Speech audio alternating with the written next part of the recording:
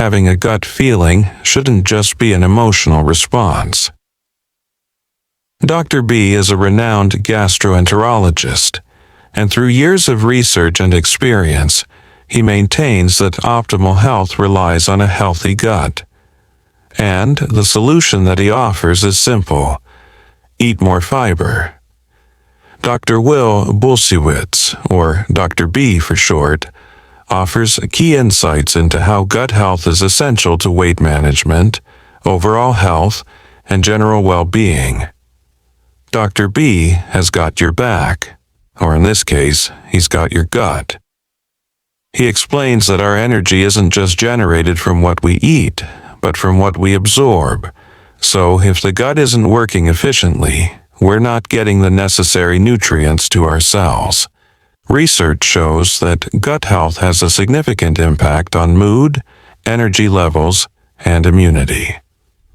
This brief summary will guide us through Dr. B's 28-day Kickstart program, which helps us benefit from a diverse plant-based diet.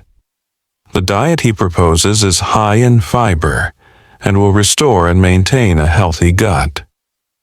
As you know, it's often difficult to start these processes and to adopt a shift in lifestyle, so Fiber Fueled is an excellent handbook to set you on the way.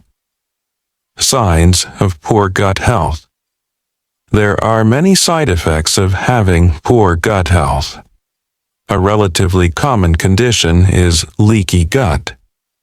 This is a condition where small pieces of food penetrate the intestinal wall and enter the bloodstream. They certainly don't belong there. This infiltration triggers a cascade of events, all of which are bad news for us. When food particles and other substances are absorbed incorrectly, our immune systems go into high alert and attack them as pathogens. This immune response creates inflammation in the bloodstream, which then moves through the body. It causes digestive distress such as bloating, heartburn, and diarrhea. Interestingly, the most common area for poor gut health symptoms involves the brain. Insomnia, brain fog, or poor memory can be signs of a poorly functioning digestive system. Many of us may try very hard to be healthy and opt for healthier options for what we eat. However, if the gut isn't happy, essential nutrients can't get to our cells, and we continue to feel tired and unwell. The good news is that medical health breakthroughs are continuously providing us with new information to help restore and optimize gut function. When it comes to learning about our digestive health and the little creatures living in our guts known as microbes, knowledge is expanding. What are microbes and how do they impact gut health? How many of these little engine drivers, or microbes, do you think that you have in your digestive system?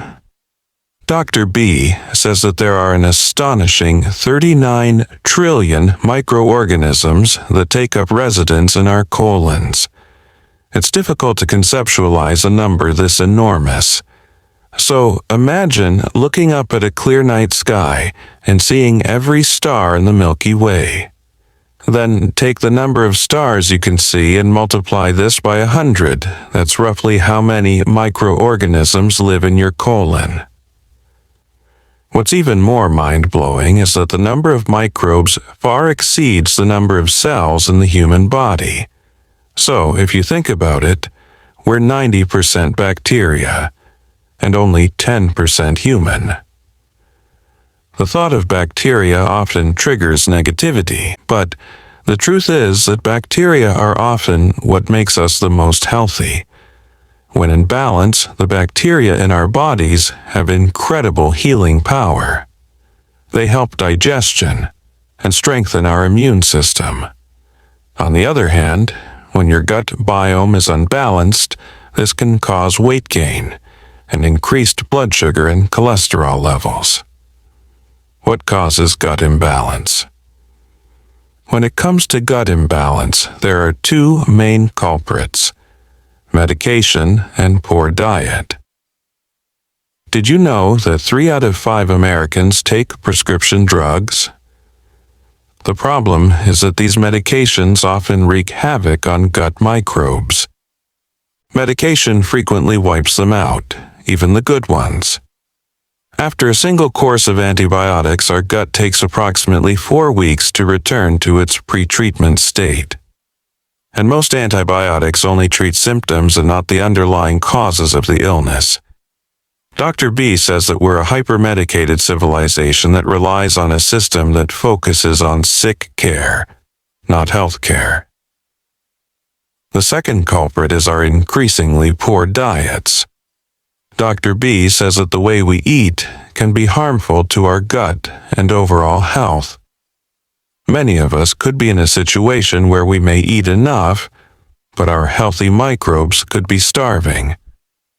According to the U.S. Department of Agriculture, approximately 32% of our calorie intake comes from animal foods, 57% from processed plant foods, and only 11% from whole grains, fruits, vegetables, and nuts.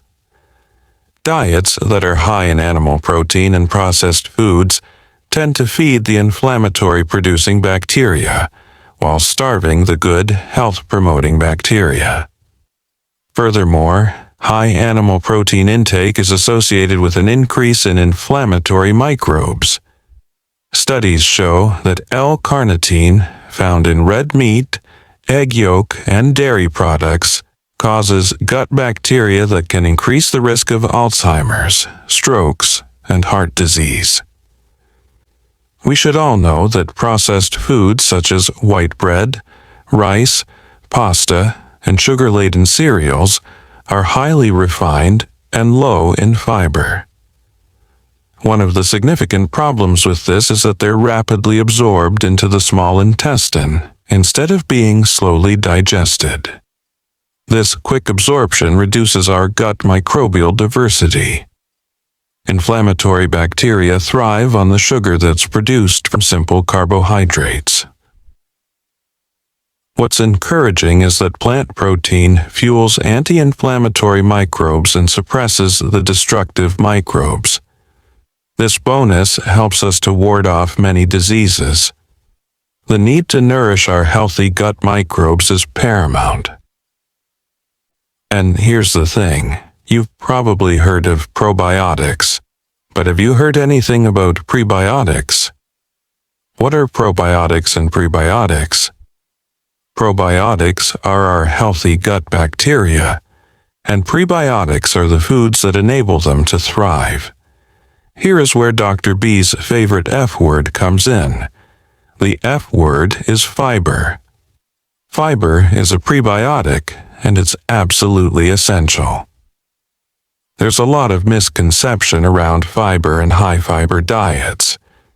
For many of us, when we think about fiber, we think of foods that resemble cardboard and cereals that are difficult to swallow. Many of us might remember women in advertising, rubbing their stomachs, advocating for a miracle product bound to keep us all regular. But fiber does so much more than just passing through us and cleaning out our systems. The role of fiber in gut health is diverse, and we shouldn't neglect it. Unsurprisingly, plants have a total monopoly on this nutrient. Fiber is part of a plant's cellular structure. If you want to get fiber naturally, the only way to do it is via plants. What's also important is realizing the difference between soluble and insoluble fiber. Insoluble fiber is the roughage that passes through our mouths, down to the gut. Along the way, insoluble fiber cleans things up and finally comes out the other end. Soluble fiber is different, and from a nutritional standpoint, it's a complex carbohydrate. Complex carbohydrates remain unchanged as they pass from our mouths to our stomachs, and even down the 15 to 20 feet of your small intestine. By the time soluble fiber reaches our colons, it still has the same molecular structure as when it went into our mouths, So, once in the colon, the healthy bacteria metabolize the fiber. This stage is when the magic happens. What are short-chain fatty acids and why do we need them? The breakdown of fiber by gut bacteria unleashes what Dr. B regards as the most healing nutrient in nature: short-chain fatty acids. Dr. B can't say enough good things about the magic of fatty acids, and he admits his interest in them often borders on obsession. Science now shows that short-chain fatty acids are the dominant drivers of gut health and benefit the entire body. The name describes them well. They're short-chain chemical compounds made up of 2, 3, or 4 carbon atoms connected in different variations. This description may sound a bit complicated, but they're the dominant energy source for our colon. They also help healthy microbes grow. They repair the leaky gut, and they're vital regarding reducing the release of bad bacteria and harmful toxins into our systems. In short, they're the superheroes that ease gut dysbiosis. They reduce gas, bloating, and irritable bowel syndrome. Furthermore, they help regulate the immune system, prevent cancer, heart disease, strokes, and type 2 diabetes. But, as with all things, there's a bit of a catch. To get the benefits of short-chain fatty acids, we need to eat more prebiotics, and thus more fiber. To do that, we need to ramp up our plant consumption. Ramping up our plant consumption may be met with a bit of an eye roll, mainly at the thought of eating countless kale leaves. The key to this approach is realizing the importance of variety and having an open mind about plants. One of the most extensive studies on microbes, published by Dr. Knight in 2017, shows that the single most significant predictor of a healthy gut microbiome is incorporating a diverse range of plants into our diets. Research suggests that we should be eating up to 30 different plants per week to support a healthy microbiome. The good news is that every plant type we introduce into our diet provides a unique microbe community that helps our gut thrive. So, the more varied our plant intake is, the more diverse our microbiomes become. Our food worlds can open up significantly if we learn to appreciate and explore the wide variety of plant ingredients available. Dr. B says that there are over 300,000 edible plants on the planet. However, most Americans don't eat more than 25. Think about what you could be missing out on. The key idea is that plant diversity in our menu should be part of our planning every time we eat, and this is where Dr. B's diet plan comes in. He provides comprehensive information, along with a 4-week diet plan to get us all fiber-fueled. Let's explore his strategy. How to begin your journey to good gut health. An easy way to incorporate plants into our diets is to remember the acronym F-Goals. This acronym stands for Fruits and Fermented Foods, Greens and Grains, Omega-rich Nuts and Seeds, Aromatics, Legumes, and Sulforaphane. Fruit and fermented foods. Remember that adage about apples and doctors? Well, Dr. B recommends more than just a single apple a day. A study from Cornell University shows that eating combinations of fruit results in increased antioxidant activity in the body. Berries are incredibly nutrient-rich, and one study shows that eating 2 servings of berries per week can reduce Parkinson's disease by 23%. And as with most things, don't take shortcuts. All of those juice fads you read about will never match the benefits of eating the whole fruit. For example, 1 orange contains 45 calories, 2.5 grams of fiber, and 9 grams of sugar. Orange juice, on the other hand, contains 134 calories, 0.5 grams of fiber, and 23.3 grams of sugar. So, orange juice contains more than double the calories and sugar of a whole orange without the fiber. You may have noticed there's been a massive resurgence in the popularity of fermented foods. This is one fad that should become a lifestyle. Fermented foods are rich in healthy bacteria or probiotics. Almost every culture on Earth has fermented foods as part of their food tradition because it's an excellent preservation method. This abundance of options is good news when you're looking for fermented foods in your local grocery store. Be adventurous with experimenting with these ingredients. Dr. B's suggestion for an afternoon energy boost is to replace coffee with a cup of miso. Miso is a fermented soybean paste with a salty flavor. It's packed with calcium to promote healthy bones and can ward off cancer. Greens and grains. We all know that greens are excellent for our health. Popeye and the Jolly Green Giant have been touting their benefits for years. The trouble with greens is that they can have a bad reputation with regards to taste. This reputation may have a lot to do with us generally eating over boiled greens. There's so much diversity when it comes to eating and preparing our daily greens. Even the leaves of some root veggies like beetroot, turnip, radish, and carrots are edible. Popeye was right about spinach. Eating 1 cup of spinach offers 36% of our daily iron intake, 11% of our daily protein, 4 grams of fiber, and a host of vitamins and minerals. When it comes to grains, it's pretty intuitive. Drop the refined stuff such as white rice and highly processed bread, but don't be carb-phobic. Dr. B says that if you want a healthy gut, whole grains are essential. To back this up, Dr. B provides numerous studies. One particular 10-year study of dietary patterns examined 37 different food groups and showed that whole grain consumption had the most potent anti-inflammatory effect on the body. Those consuming whole grains saw their inflammation measure. The C-reactive protein drop by 21%.